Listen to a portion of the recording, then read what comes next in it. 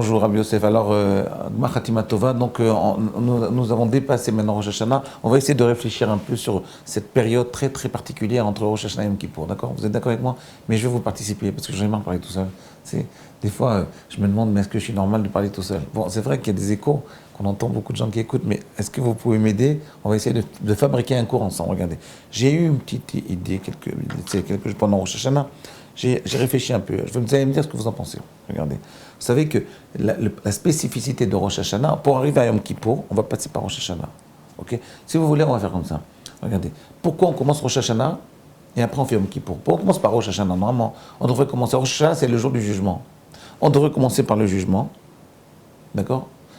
On devrait commencer par Yom Kippour, on nous pardonne toutes nos fautes, on enlève toutes les fautes, on se vide de fautes, d'accord? On demande kapara pour toutes les fautes, d'accord? Et après, on arrive au jour du jugement. Qu'est-ce qu'on fait? On fait le contraire. On fait le jour du jugement. On commence par le jour du jugement, on est sale, on a plein de fautes sur nous. Et quand on arrive au jour du jugement, alors on peut arriver à Yom Kippour. Ok? Mais en réalité, Rabbi Yosef, je vais vous dire, la réponse, pour quelle raison on commence par Rosh Hashanah et après on passe à Yom Kippour? Parce qu'on ne peut pas demander à Dieu de nous pardonner si on ne sait pas de qui on parle. On ne sait pas de qui il s'agit. Oui.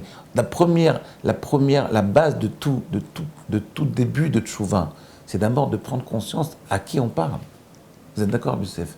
La prise de conscience de qui on parle, c'est comme ça que ça commence. Vous voyez? Par exemple, tous les Balei Moussar nous disent, c'est quoi tchouva? C'est je reviens à Dieu. Mais d'abord, à qui je parle? Je reviens à Akadosh Baruch Hu. Le fait de revenir à Akadosh Baruch Hu, c'est par le fait que je revienne à Akadosh Baruch Hu que je peux après dire à Dieu, pardonne-moi, j'ai fauté. Aviti, Pachati. On peut demander à Akadosh Baruch Hu de dire j'ai fauté si je sais à qui je parle. Mais la plupart du temps, on est tellement dans la course de la vie qu'on ne voit pas Dieu. Dieu n'existe pas pour nous. C'est sûr qu'on est des croyants. Je parle même pour les croyants. On est tous des croyants, mais en réalité, Dieu ne fait pas partie de notre vie. Il est là quand on a des problèmes, Hachem Ishmael. En réalité, c'est très difficile de parler à Dieu. Imaginez en plein mois de d'août, imaginez à Mykonos parler à Dieu. Oui. C'est difficile, oui, c'est très difficile. C'est-à-dire que pour pouvoir parler à Dieu, il faut d'abord avoir une prise de conscience. C'est quoi Dieu? Alors, les cours que j'ai fait ces derniers temps, j'ai expliqué qu'en fait, comment on fait ça? Alors, il y a un principe de kavod. Kavod, par exemple, c'est le Baal HaMeor, il dit kavod, c'est nefesh. Traduction du mot kavod, c'est pas honneur, c'est nefesh. C'est-à-dire, j'ai une prise de conscience qu'en moi, c'est le pirouge de Saba Mikelem.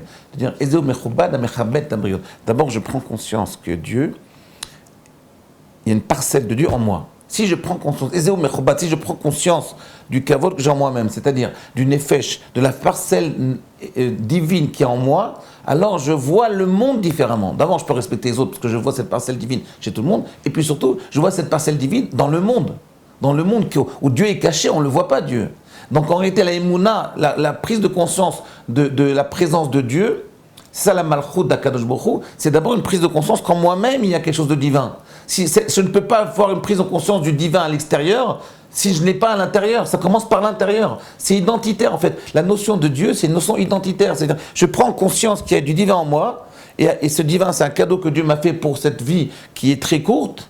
Et après, je peux le voir dans la vie. Donc, je fais un switch. Quand j'ai pris conscience de ça, alors après, je peux voir Akadosh Baruch Hu dans le monde. Et je peux lui demander pardon. Je peux lui dire, voilà, maintenant, vas-y, je vais essayer de changer. Je demande kapara. Ça veut dire, transforme ton visage. Mais je ne peux pas lui dire, transforme ton visage, si je parle à côté. Regardez, Rabbi Yosef, je vous donne un exemple. Pourquoi vous me regardez quand je parle? C'est pourquoi? C'est parce que c'est intéressant ce que je dis. D'ailleurs, des fois, vous le connaissez déjà. C'est parce que je vous regarde. Et donc, c'est mal élevé de ne pas me regarder. Parce que je vous regarde tellement, je ne regarde même pas les spectateurs parce que je ne les vois pas. Je regarde à vous. Donc, c'est tellement, je vous stresse avec mon regard que vous avez honte de ne pas me regarder. Donc, en réalité, c'est pareil qu'à Kadosh Baruch Hu. Si je ne sais pas à qui je parle, si par exemple je parlais là-bas, mais vous êtes en train d'écrire, Rav Wingen, vous n'en avez rien à faire. Parce qu'il ne vous regarde pas. Si je vous regarde, quelque part, j'ai pris conscience de votre présence. Donc, si je ne prends pas conscience de votre présence, ben, vous ne me regardez pas. Vous ne faites pas attention à moi. Vous comprenez? Donc, ça veut dire que la notion la plus importante avant Yom Kippour, c'est ça qu'on a essayé de faire pendant Rosh Hashanah, c'est de prendre conscience qu'il y a du divin en moi, et donc il y a du divin dans le monde, et que le monde, ce n'est pas juste un accumulement de matière faite d'une façon très chachama, très intelligente. Ce n'est pas une accumulation de matière disposée d'une façon harmonisée, d'une façon très intelligente. Ce n'est pas que ça. D'accord? Voilà. Détendez-vous. Maintenant, c'est plus que ça, en fait. Ça, c'est ce que j'ai déjà dit. Mais en réalité, c'est beaucoup plus que ça. Pour arriver à Yom Kippour, pour demander à Kadosh Baruch Hu, mon être, qui est en essence porté vers la faute. Tu sais ce qu'on va faire?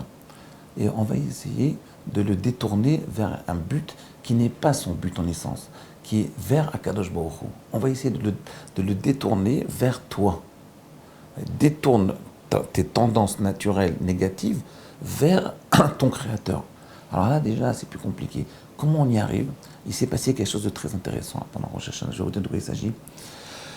En réalité, Rosh Hashanah, c'était un grand secret qui nous a permis d'arriver à Yom Kippour. Regardez, c'est une devinette. Regardez. Bakesel Leom Chagenu. La spécificité de Rosh Hashanah, c'est Bakese Biom Chagenu. La fête de Rosh Hashanah, elle est sous le signe, sous le symbole du non-dit, du caché, de quelque chose. Qu'est-ce que c'est le caché? La preuve, la seule fête, le seul Yom Tov qui apparaît le jour de Rosh Hashanah, c'est le Yom Tov c'est le seul Yom Tov qu'on vit pendant l'année, qui est pendant le premier du mois, c'est-à-dire qui est pendant le Rosh Hashanah, en fait, c'est le seul Yom Tov où la lune est cachée. Bakesel Yom Chagenu. C'est-à-dire qu'il y a une notion de non-dit, de non-visible, d'invisible le jour de Rosh Hashanah. Et tout le secret de Rosh Hashanah, il passe par ce principe-là de non-visible. Et on va essayer de comprendre pourquoi Rosh Hashanah, qui est la prise de conscience du divin, de la Malchut, qui est la Malchut, c'est quelque chose de visible. Le roi, c'est visible. Pourquoi la notion de divin, elle se fait dans un cérémonial de non-dit, de non-visible, d'invisible. Pourquoi ça passe par le non-visible? Je vais essayer de vous donner un petit... Vous avez une idée, Rabbi Yosef?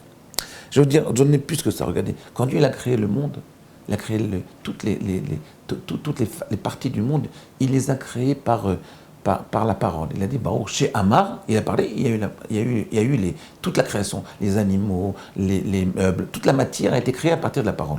L'homme, non.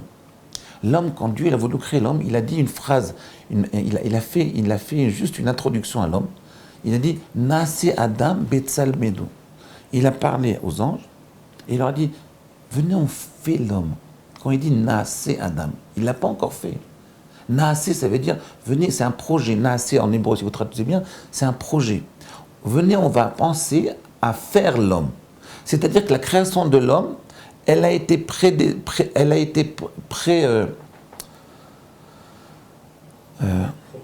exactement. Elle a été programmée par une pensée. C'est-à-dire qu'il y a eu un programme, il y a eu une pensée de la création de l'homme, et après, il y a un projet de la création de l'homme, et après ce projet-là, l'homme a été créé. L'homme, en réalité, il a été créé en deux étapes. D'abord un projet, une pensée, une idée, et puis après on l'a créé. Alors qu'aucun élément de la création n'est passé par un projet. C'est une création automatique, du ex nihilo. On a créé les animaux, on a créé le ciel et la terre, on a créé le soleil. Et l'homme, non, on ne crée pas l'homme. D'abord, on pense l'homme. D'abord, on projette un projet, on projette un programme de la création de l'humain. Et après, on crée l'humain. Pourquoi? De là, on voit qu'en réalité, l'homme, regardez, Rabbi Yosef, je ne vais pas donner la clé maintenant, mais l'homme, c'est pareil. Tout ce qui marche dans la création, dans les actes de l'homme, c'est tout ce qui a été pensé. Quand l'homme il fait quelque chose sans penser, ça ne marche pas. Quand est-ce que ça marche? Quand l'homme il pense à quelque chose, d'abord il le projette au niveau profond, la profondeur de son être, il le programme, et puis après il crée l'acte de créer, ce qu'il fait, il le fait après avoir programmé un projet. D'accord? Vous voyez, donc ici il y a une notion toujours de cacher. Penser, c'est quoi? C'est je cache le programme, je cache le projet.